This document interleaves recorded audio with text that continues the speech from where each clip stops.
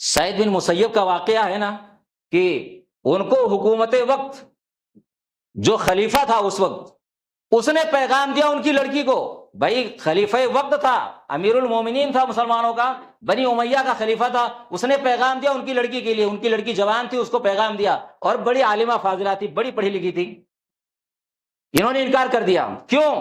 اس لیے کہ وہ ظالم لوگ تھے، بھائی بیت المال خزانہ آ رہا ہے مسلمانوں کا، جیسے چاہ رہے ویسے اڑا رہے ہیں، ان کو پتا ہے کہ میری لڑکی یہاں جائے گی نا، مشرک تو تھے ہی نہیں وہ، لیکن وہاں کرنا گوارا نہیں کیا، کیونکہ میری لڑکی حرام کھائے گی، غلط کام کرے گی، وہاں غلط اس کی پرورش ہوگی، وہاں اس کا خون اور گوشت غلط مال سے بنے گا، اس کی نسل خراب ہوگی، شادی نہیں کیا۔ ایک لڑکا آتا تھا ان کے درس میں پڑھنے کے لیے، جوان، کئی روز غائب رہا، اس کے بعد وہ آیا تو کہا کہ بھائی کہاں تھے اتنے دن؟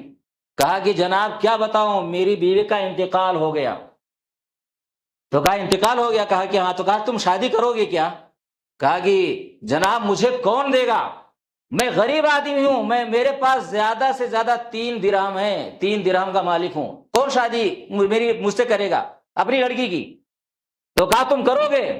اپنی لڑکی کو بلایا اور نکاح اسی محفل میں پڑھا دیا، دیکھیے نکاح پڑھا دیا۔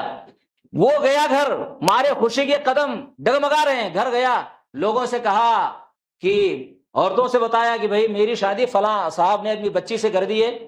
اب بیچارہ بیٹھا ہوا کہ اب لڑکی کو لائے کیسے؟ شام ہو گئی، مغرب کے بعد سوچ رہا ہے کیا کروں آخر۔ کسی نے دروازہ کھٹکھٹایا تو اس نے اندر سے پوچھا کون؟ تو کہا سعید۔ اب یہ دماغ دوڑانے لگا کہ بھئی کون سعید ہو سکتے ہیں، پورے شہر میں خیال دوڑایا کہ کون سعید ہو سکتے ہیں۔ دروازہ کھولا تو سعید بن مسیب رحمۃ اللہ علیہ کھڑے ہیں، یہ مشہور تابعی ہیں، کھڑے ہیں۔ تو کہا، اس نے سوچا کہ شاید جناب ان کا ارادہ بدل گیا، کہا جناب ہمیں یاد کر لیتے، ارادہ بدل گیا تو بلا لیتے ہمیں، آپ کیوں آئے؟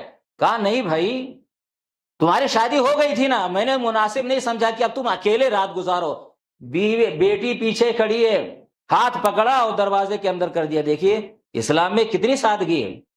آج ہم